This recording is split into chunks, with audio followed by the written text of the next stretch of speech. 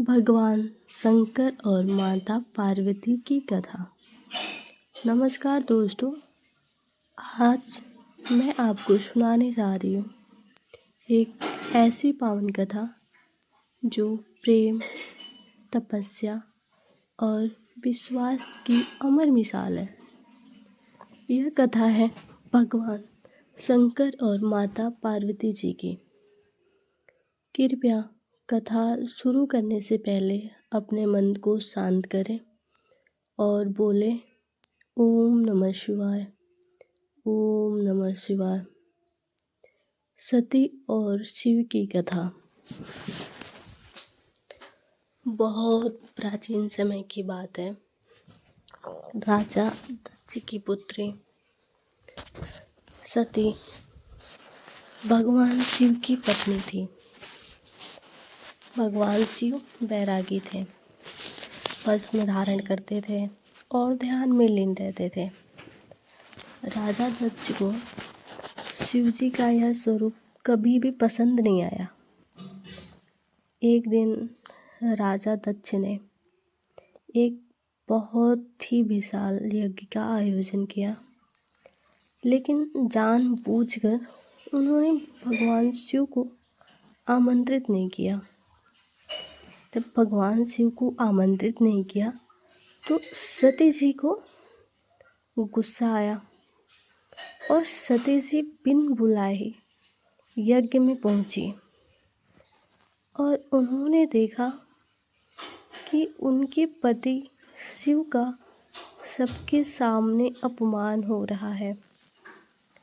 यह अपमान माता सती सहन न कर सकी और उन्होंने योग अग्नि में अपने प्राण त्याग दिए।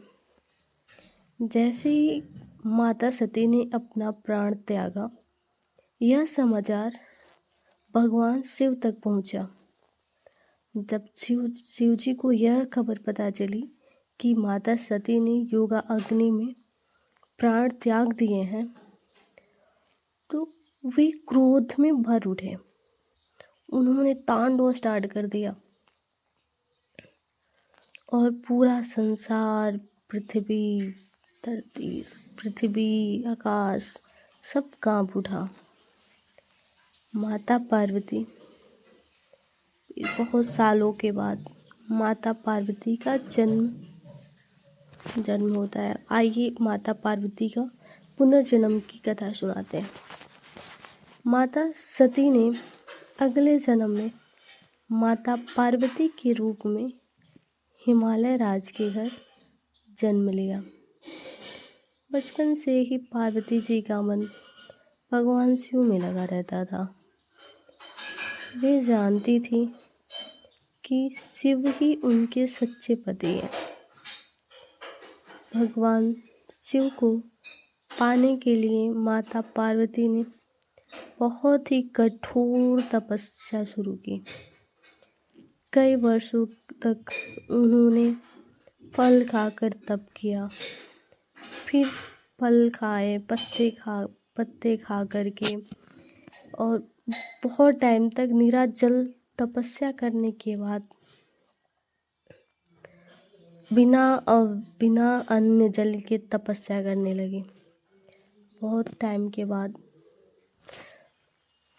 उनकी इस तपस्या को देख करके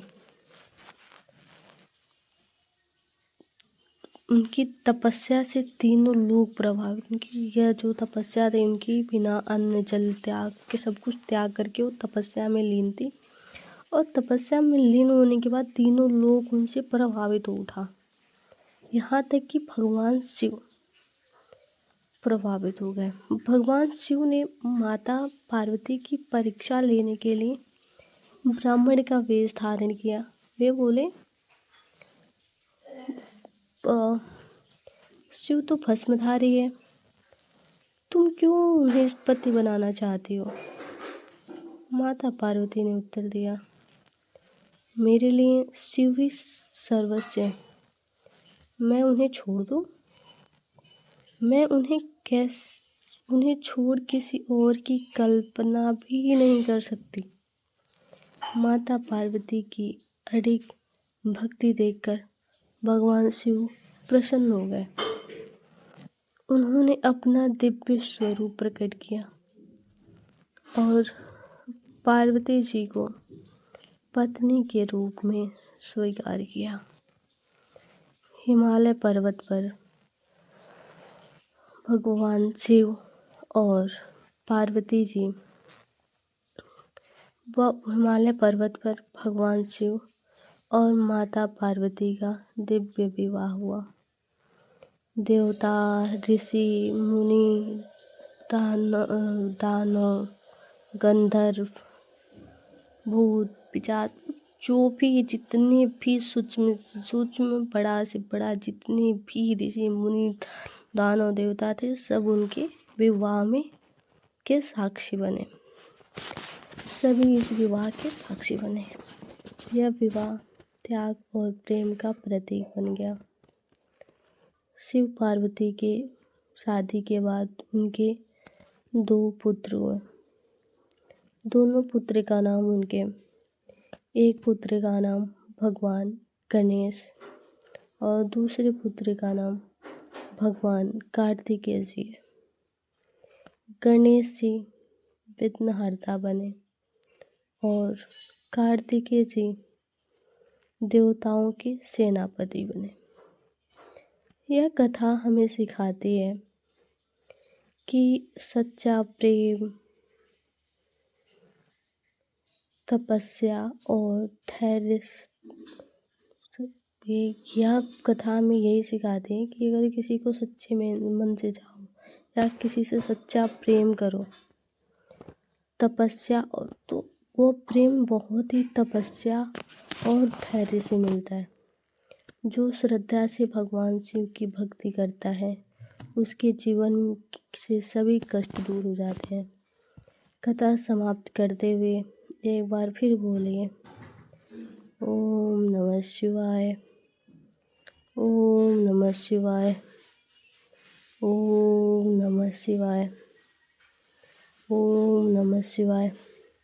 अगर आपको यह कथा पसंद आई हो तो इसे लाइक, शेयर और सब्सक्राइब ज़रूर करें, जिससे मैं आपके लिए डेली न्यू